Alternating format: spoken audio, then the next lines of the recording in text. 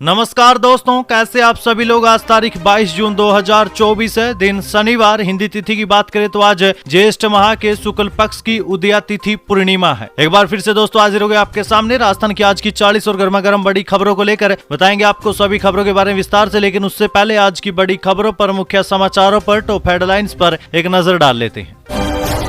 राजस्थान में चिरंजीवी योजना होगी अब बंद, सीएम भजनलाल शर्मा के मंत्रियों ने दिया दोस्तों बड़ा बयान। इसी के साथ ही दोस्तों अब राजस्थान में मोदी के बाड़े की एंट्री। जयपुर में कांग्रेस ने प्रदर्शन किया और नारेबाजी भी की। नाथी के बाड़े के बाद अब आया एक और नारा। वहीं दोस्तों गहलोत सरकार के एक और ड्रीम प्रोजेक्ट पर लग गया ताला। 2500 संविधान केंद्र नहीं खुलेंगे। भजनलाल सरकार ने 10 करोड़ रुपए का बजट भी वापस लिया। वहीं दोस्तों मून सिटी के नाम से जाना जाए बीकानेर एयरपोर्ट और रेलवे स्टेशन को करें शिफ्ट। राजस्थान बजट से जनता की उम्मीदें। इसी के साथ ही दोस्तों राजस्थान में जगह जगह से आ रही है महिलाओं को 50% आरक्षण देने के विरोध की खबरें। क्या भजनलाल सरकार बदलने वाली है? अपना दिया हुआ है ये फैसला। वहीं दोस्तों आपको बता दें असमंजस की स्थिति में पड़ गई है भजनलाल सरकार। एक बड़ी मुसीबत खड़ी हो गई है सामने। इस बार केंद्र से पहले लाना होगा राजस्थान का बजट है, नहीं तो भजनलाल सरकार पड़ जाएगी बड़ी मुसीबत में। आखिर क्या है इसके पीछे के कारण, जानने के लिए दोस्तों बने रहे, बताएंगे आपको बड़ी खबर। इसी के साथ ही दोस्तों मौसम को लेकर एक बड़ी अपडेट आई है। मौसम विभाग की बड़ी भविष्यवाणी। 26 से 28 जून को इन जिलों से होगी मानसून की एंट्री। बताएंगे दोस्तों आपको मौसम से जुड़ी बड़ी खबर। वहीं दोस्तों राहुल गांधी के आरोपों पर भाजपा का पलटवार। सीपी जोशी बोले उन्हें बीजेपी और आरएसएस के डर से नींद नहीं आती। उनकी दादी ने तो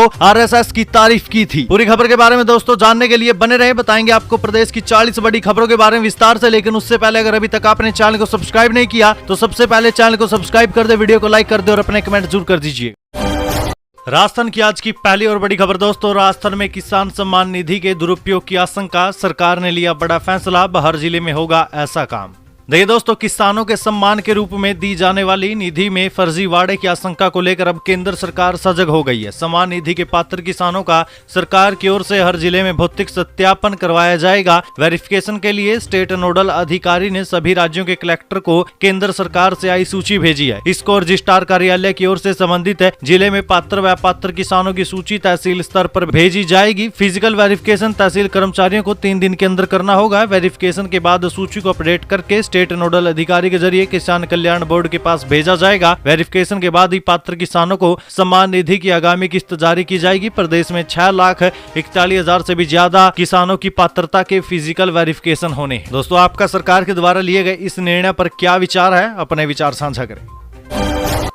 राजस्थान के लोगों को मिलने वाली एक और बड़ी खुशखबरी, आधे रेट पर मिलेगी अब बजरी। देखिए दोस्तों राजस्थान में महंगी बजरी खरीदने को मजबूर जनता को अब राहत मिलने में 6 महीने का समय लग सकता है। नई बजरी खानों के चालू होने के बाद जयपुर में 1400 रुपए टन तक मिल रही बजरी 600 रुपए टन तक मिल सकती है। अभी नदी में बजरी खानों में 900 रुपए टन तक वसूले जा रहे हैं, लेकिन नई खानों के आवंटन में ये दर 200 रुपए टन तय कर दी गई है। नए खानों का आवंटन भी चालू हो गया है। तो ऐसे में दोस्तों आपको प्रदेश में आने वाले 6 महीनों के अंदर सस्ती बजरी उपलब्ध हो सकेगी। राजस्थान में चिरंजीवी योजना होगी बंद, सीएम भजनलाल के मंत्रियों ने दिया ये बड़ा बयान। देखिए दोस्तों राजस्थान में पूर्ववर्ती गहलोत सरकार के समय शुरू हुई चिरंजीवी योजना पर भी ब्रेक लग सकता है। चर्चा ये भी है कि राजस्थान में तो चिरंजीवी योजना की जगह आयुष्मान हेल्थ स्कीम की तर्ज पर नई योजना लाई जा सकती है। दरअसल भजनलाल सरकार के मंत्रियों द्वारा दिए गए एक बयान के यही मायने निकाले जा रहे हैं। स्वास्थ्य मंत्री गजेंद्र सिंह खींवसर और पीएचईडी मंत्री कन्हैया लाल चौधरी ने चिरंजीवी योजना को छलावा बताते हुए कहा कि इससे पूरे प्रदेश में एक भी आदमी को 25 लाख रुपए तक का बेनिफिट नहीं मिला है। ऐसे में माना जा रहा है कि भजनलाल सरकार जल्द ही प्रदेश के स्वास्थ्य मॉडल में बदलाव कर सकती है। वहीं दोस्तों भजनलाल सरकार ने अभी इस योजना में बदलाव के लिए तो कोई आदेश नहीं निकाला, लेकिन राजस्थान के हर जिले में केंद्र की आयुष्मान भारत स्वास्थ्य बीमा योजना के 5 से 15 लाख तक कार्ड बनाने का लक्ष्य रखा गया है। राजस्थान में चिरंजीवी योजना को लेकर अप्रैल और मई महीने में 25 लाख का इंश्योरेंस रिन्यूअल होना था, लेकिन अप्रैल में 2 दिन बाद ही भजनलाल सरकार ने चिरंजीवी योजना के पोर्टल को ही बंद कर दिया। ऐसे में अब लोगों को इस योजना का लाभ भी नहीं मिल पा रहा है। इस योजना के तहत लोगों को 25 लाख रुपए तक इंश्योरेंस मिलता है, लेकिन अब चर्चा है कि भजनलाल सरकार मात्र 5 लाख रुपए तक का ही स्वास्थ्य बीमा देगी। राजस्थान में हर महीने निकलेगी वैकेंसी, सीएम भजनलाल शर्मा बोले। कॉलेज लेक्चरर के रिटायरमेंट की उम्र 65 साल करने की तैयारी। देखिए राजस्थान में अब हर महीने वैकेंसी निकाली जाएगी। ऐलान हम नहीं, सीएम भजनलाल शर्मा ने ही किया है। उन्होंने कहा कि जैसे ही कोई कर्मचारी रिटायर होगा उसके पद पर वैकेंसी निकाल दी जाएगी, ताकि बैकलॉग जैसी समस्याओं से युवाओं को परेशान न होना पड़े। उन्होंने ये भी कहा कि सरकार कॉलेज लेक्चरर के रिटायरमेंट की उम्र 65 साल करने पर मंथन कर रही है। सीएम अखिल भारतीय राष्ट्रीय शैक्षिक महासंघ के प्रांतीय अधिवेशन में पहुंचे थे। अधिवेशन में उन्होंने कहा कि सरकार के गठन में युवाओं की महत्वपूर्ण भूमिका रही है, इसलिए मैं युवाओं से कहना चाहता हूं कि आप किसी भी तरीके की चिंता न करें। हमारी सरकार में कोई भी पद खाली नहीं रहेगा, हम हर महीने वैकेंसी निकालेंगे। जयपुर के 7 बड़े सुपरमार्केट में मिला नकली घी। डी-मार्ट समेत कई स्टोर पर हो रही थी बिक्री। सर्स प्रोवैदिक ब्रांड का 2700 लीटर स्टॉक जब्त। देखिए दोस्तों, जयपुर शहर में डी-मार्ट में ही नकली घी बेचा जा रहा है। लगातार दूसरे दिन फूड एंड सेफ्टी डिपार्टमेंट की टीमों ने अलग अलग सुपरमार्केटों में कार्रवाई की। इनमें शहर के 6 डी-मार्ट पर 2700 लीटर से भी ज्यादा नकली घी मिला है। इसी तरह सिरसी रोड पर बने हाइपर मार्ट में सरस घी और सरसों का तेल स्टॉक जब्त किया गया। फूड एंड सेफ्टी डिपार्टमेंट के अतिरिक्त आयुक्त पंकज ओझा ने बताया कि डी-मार्ट के खिलाफ डिपार्टमेंट और सरस दोनों की ओर से मामला दर्ज करवाया जा रहा है। राजस्थान में अब मोदी के बाड़े की एंट्री। जयपुर में कांग्रेस का प्रदर्शन और नारेबाजी। नाथी के बाड़े के बाद एक और नारा। देखिए दोस्तों, राजस्थान की सियासत में नाथी के बाड़े के बाद अब मोदी के बाड़े की एंट्री हो गई है। नीट में धांधली के खिलाफ जयपुर कलेक्ट्रेट के बाहर कांग्रेस के विरोध प्रदर्शन के दौरान नया नारा लगाया गया। पूर्व मंत्री ममता भूपेश ने नीट का पेपर कहां मिलेगा, मोदी तेरे बाड़े में का नारा भी लगवाया। कांग्रेस राज के दौरान जब राजस्थान अध्यापक पात्रता परीक्षा यानी कि रीट का पेपर लीक हुआ था, तब बीजेपी ने इसी तर्ज पर नारे लगवाए थे। बीजेपी ने नारा बनाया था, रीट का पेपर कहां मिलेगा, नाथी तेरे बाड़े में। बीजेपी ने सदन से सड़क तक कांग्रेस राज के दौरान ये नारा लगाया था। कांग्रेस प्रदेश अध्यक्ष गोविंद सिंह डोटासरा उस समय शिक्षा मंत्री थे। तब उनके घर कुछ शिक्षक ज्ञापन देने गए थे। उस वक्त डोटासरा ने शिक्षकों को स्कूल टाइम में पढ़ाना बीच में छोड़कर ज्ञापन देने आने पर भी फटकार लगाते हुए कहा था कि जब मन किया आ जाते हैं, नाथी का बाड़ा समझ रखा है क्या। इस पर खूब सियासी विवाद भी हुआ था। बाद में बीजेपी ने नाथी के बाड़े को ही नारा बना लिया। वहीं दोस्तों, यही काम अब कांग्रेस ने बीजेपी के साथ कर दिया है। अब कांग्रेस मोदी के बाड़े वाला नारा लगा रही है। बीसलपुर बांध में डालेंगे ब्राह्मणी नदी का पानी। जलदाय मंत्री बोले, जल्द होगा ईआरसीपी का शिलान्यास। पिछली सरकार ने 40 लाख अवैध कनेक्शन दिए। देखिए दोस्तों, ईआरसीपी का जल्द शिलान्यास होगा, उसके बाद प्रदेश में पानी की कमी नहीं रहेगी। बिसलपुर बांध में पेयजल के लिए पानी की कमी नहीं आए, इसके लिए नदियों को जोड़ने की स्कीम में ब्राह्मणी नदी का पानी बिसलपुर बांध में डालेंगे। जलदाय मंत्री कन्हैयालाल चौधरी ने ये बात विश्व योग दिवस पर टोंक में पुलिस परेड ग्राउंड पर आयोजित कार्यक्रम में शिरकत करने के बाद कही। जलदाय मंत्री ने कहा कि पिछली सरकार ने राजनीतिक कारणों से प्रदेश में 40 लाख अवैध कनेक्शन दिए। इसके बावजूद हमने पानी का सही वितरण किया। पहली बार हमने पानी की समस्या को लेकर कंट्रोल रूम स्थापित किया। डोटासरा बोले, पर्चियों से सीएम बनाना सबसे बड़ा घोटाला साबित होगा। इनको ऐसी कठपुतली चाहिए जो फोन करके भी पूछे कि सो जाऊं क्या, कहां गए बाबा की रोड़ी। देखिए, कांग्रेस प्रदेश अध्यक्ष गोविंद सिंह डोटासरा ने बीजेपी, केंद्र सरकार और राज्य सरकार पर जमकर हमला बोला। डोटासरा ने कहा कि देश में एक और घोटाला चल रहा है। ये जो पर्चियों से मुख्यमंत्री बनाए जा रहे हैं, ये भी आने वाले समय में देश का सबसे बड़ा घोटाला साबित होगा। ये सक्षम व्यक्ति को मुख्यमंत्री नहीं बनाएंगे, इनको पपेट यानी कि कठपुतली चाहिए जो इनके सारे पर काम कर सके। डोटासरा ने सीएम मदनलाल शर्मा पर निशाना साधते हुए कहा कि इन्हें ऐसी कठपुतली चाहिए जो दिल्ली फोन करके प्रधानमंत्री जी से पूछे कि सो जाऊं क्या, अमित शाह जी उठ जाऊं क्या, अमित शाह जी आज नागौर का दौरा कर लूं क्या, अमित शाह जी आज मैं बाड़मेर चला जाऊं क्या, प्रदेश में हो क्या रहा है, पर्ची देकर कितने दिन सरकार चलाओगे, ये क्या मजाक चल रहा है। मंत्री किरोड़ीलाल मीणा नहीं देंगे इस्तीफा। लोकसभा चुनाव परिणाम के बाद पहली बार किसी सरकारी बैठक में शामिल हुए। देखिए, सीएम मदनलाल शर्मा की ओर से प्री बजट मीटिंग में किसानों से जुड़े मुद्दों पर चर्चा हो रही थी। बैठक में वीडियो कॉन्फ्रेंसिंग के जरिए कृषि और ग्रामीण विकास मंत्री डॉक्टर किरोड़ीलाल मीणा भी जुड़ गए। ऐसे में मंत्री मीणा के इस्तीफे को लेकर चल रहा संशय खत्म हो गया है। किरोड़ीलाल मीणा लोकसभा चुनाव परिणाम के बाद पहली बार किसी सरकारी बैठक में मंत्री के तौर पर आधिकारिक रूप से शामिल हुए हैं। ऐसे में दोस्तों, अब इस बात पर विराम लग गया है कि किरोड़ीलाल मीणा इस्तीफा देंगे। आपको याद हो दोस्तों, 3-4 दिन पहले भी एक बयान में मंत्री किरोड़ीलाल मीणा ने साफ कर दिया था कि वे अपना काम करते रहेंगे। इसके बाद से उनके इस्तीफे को लेकर चल रहे संशय पर विराम लग गया था। और अब बीते दिन जो हुआ, यानी वो सरकारी बैठक में शामिल हुए, उससे तो ये बात पूर्ण रूप से साबित हो गई कि किरोड़ीलाल मीणा इस्तीफा नहीं देंगे।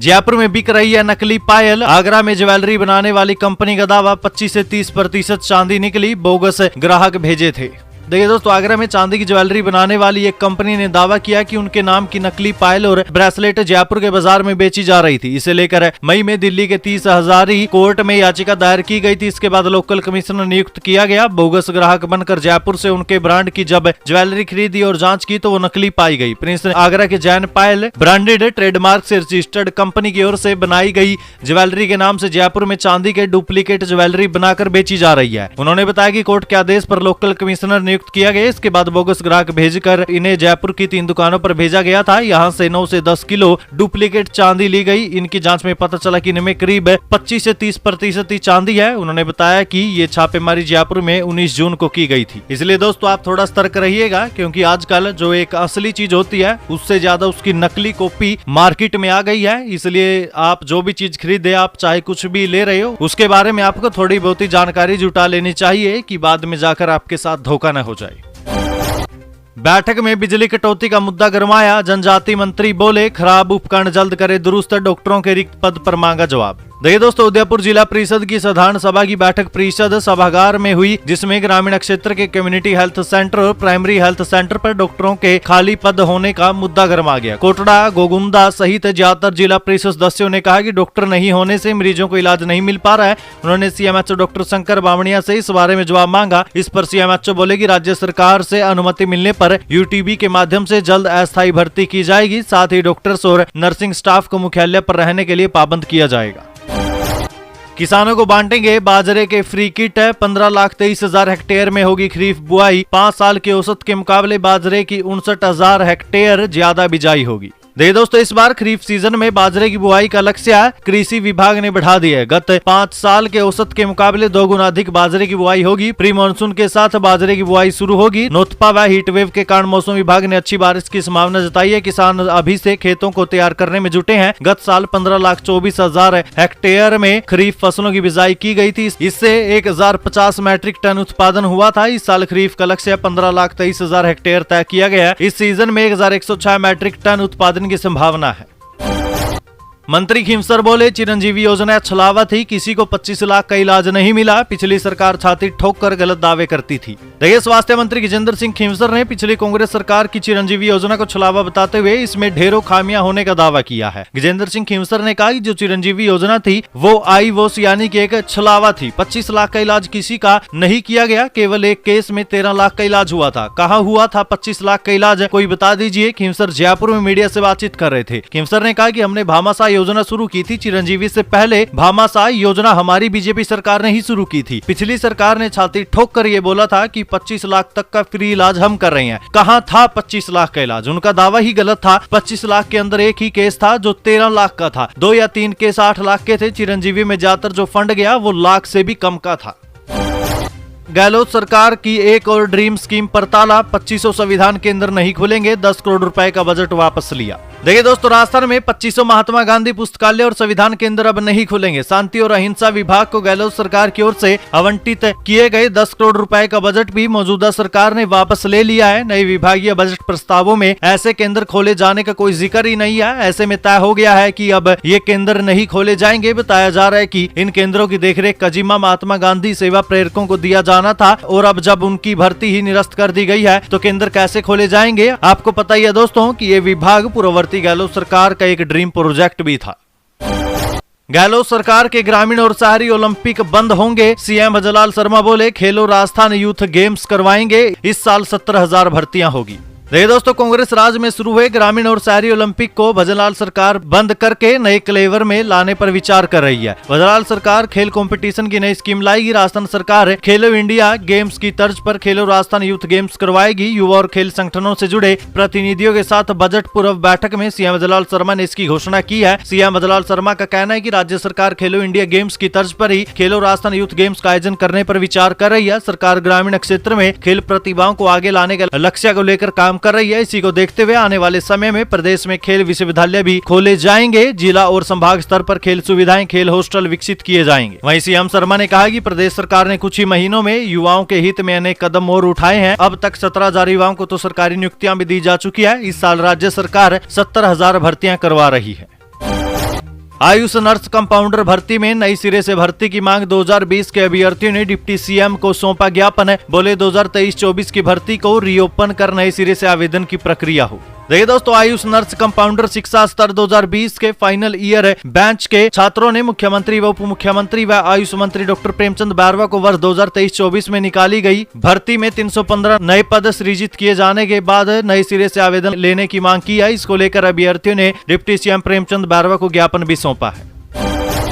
मून सिटी के नाम से जाना जाए बीकानेर एयरपोर्ट और रेलवे स्टेशन को करें शिफ्ट, जनता ने बताई राजस्थान बजट से अपनी उम्मीदें। देखिए दोस्तों, राजस्थान के आगामी बजट से पूर्व एनडीटीवी राजस्थान ने एक विशेष सीरीज शुरू की है, जिसमें विभिन्न जिलों में एनडीटीवी के संवाददाताओं ने वहां के लोगों से पूछा है कि बजट से उन्हें अपने क्षेत्र के लिए क्या उम्मीदें हैं। बीकानेर की आवाम इस बार भाजपा की डबल इंजन सरकार से काफी उम्मीदें लगाए बैठी है। बीकानेर वैसे तो राज्य का तीसरा सबसे बड़ा शहर है और राजस्थान के शुरुआती संभागीय मुख्यालयों में से भी एक है, लेकिन आजादी से पहले राज्य के ही नहीं बल्कि देश के विकसित शहरों में भी शुमार था। मगर आजादी के बाद कमजोर नेतृत्व के चलते ये शहर विकास की दौड़ में पिछड़ सा गया है। जब एनडीटीवी की टीम ने यहाँ के लोगों से बात की तो उनके दिल में जमा गुब्बार बाहर निकल गया और सभी ने बीकानेर के पिछड़ेपन के लिए सभी दलों के सियासी दानों को जिम्मेदार ठहराया। लोगों का कहना है कि शहर होते हुए भी राजनेताओं को यहाँ के विकास से कोई मतलब ही नहीं है। चाहे शहर के बीचों बीच गुजरती रेलवे लाइन हो, चाहे एयरपोर्ट हो या दूसरे संस्थान हो, बीकानेर को अव्वल तो विकास के नाम पर कुछ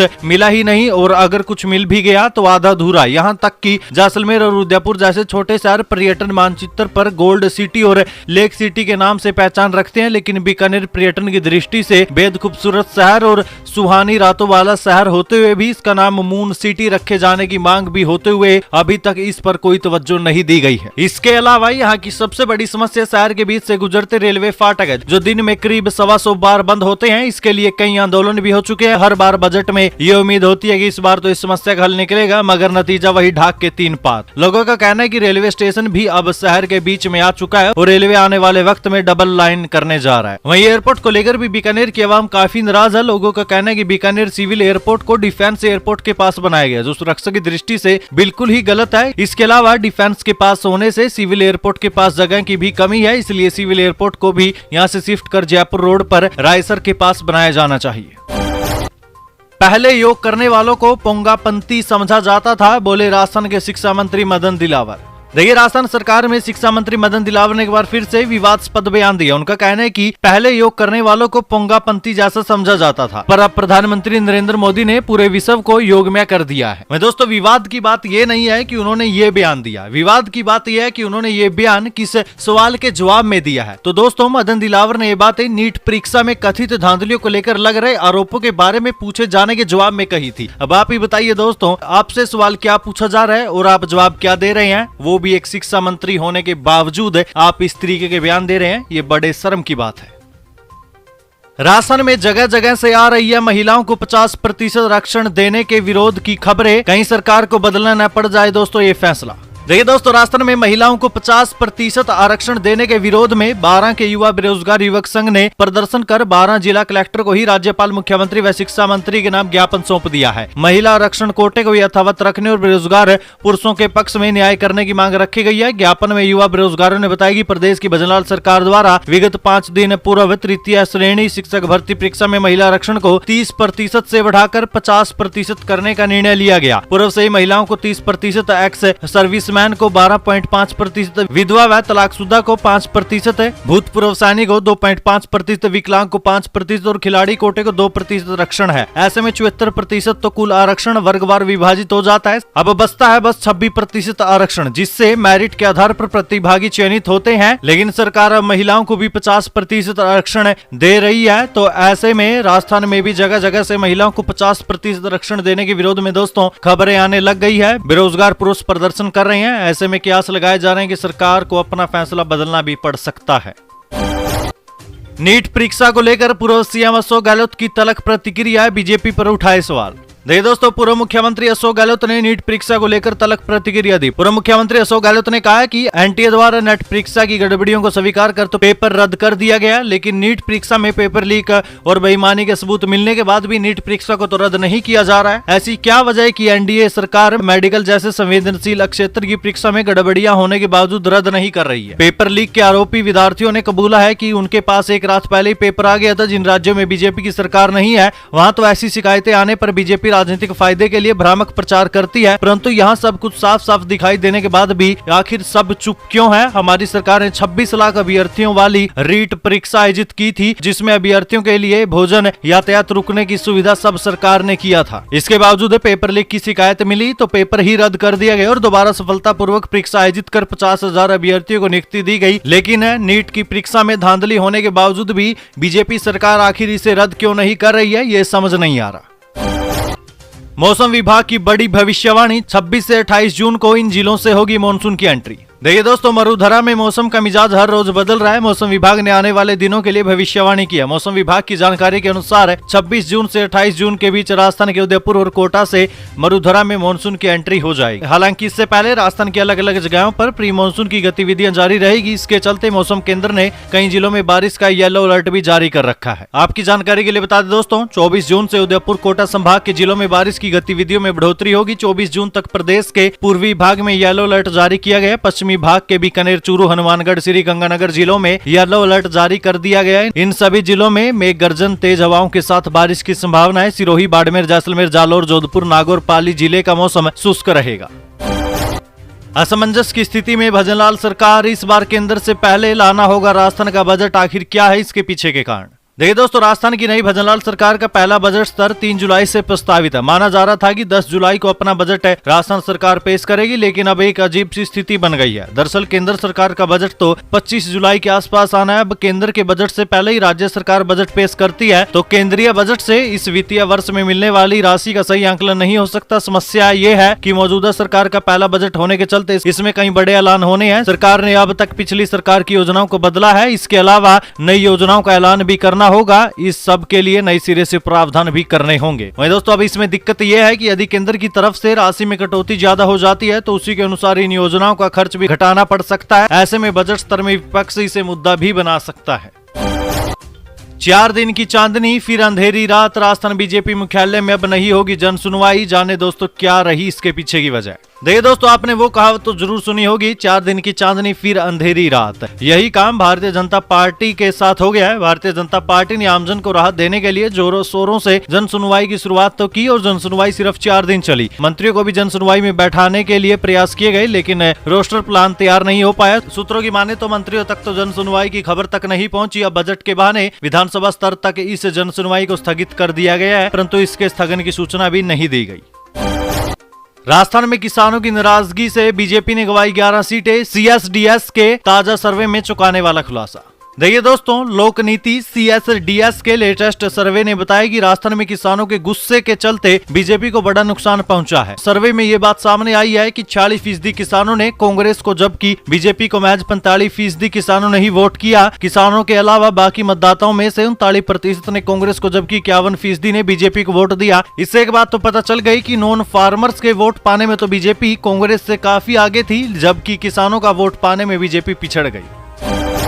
गहलोत राज में नहीं हुआ था छात्र संघ चुनाव, अब भजनलाल सरकार में कॉलेज और यूनिवर्सिटी में होंगे इलेक्शन। जाने हनुमान बेनीवाल ने इस पर क्या कहा। देखिए, नागौर सांसद और राजस्थान यूनिवर्सिटी के पूर्व छात्र संघ अध्यक्ष रहे हनुमान बेनीवाल ने प्रदेश की भजनलाल सरकार से छात्र संघ चुनाव को लेकर बड़ी मांग की। हनुमान बेनीवाल ने राजस्थान में छात्र संघ चुनाव को लेकर एक बयान में मुख्यमंत्री भजनलाल शर्मा से अपील करते हुए ये मांग उठाई। उन्होंने कहा कि भजनलाल सरकार को तत्काल प्रभाव से छात्र संघ चुनाव बहाल कराने की घोषणा करनी चाहिए। उन्होंने इसके साथ ही हिरासत में लिए गए छात्रों को छोड़ने की भी मांग की। राजस्थान छात्र संघ चुनाव गहलोत सरकार में भी नहीं हुए थे। बाहुबल और धन बल के उपयोग के मसले पर कुलपियों की राय के बाद सरकार ने रोक लगा दी थी। अब हनुमान बेनीवाल ने भजनलाल सरकार से इसे तुरंत बहाल करने की अपील की है।